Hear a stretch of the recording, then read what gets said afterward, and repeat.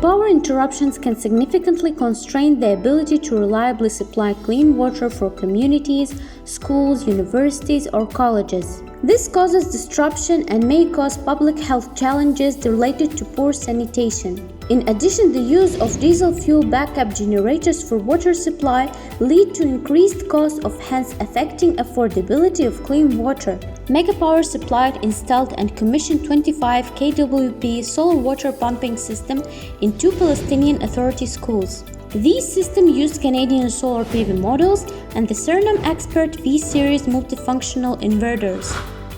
Contact Megapower for a free consultation and site survey to develop a solar-powered water pumping system that will provide reliable service, lower operational costs, and ensure environmental sustainability of your water pumping service.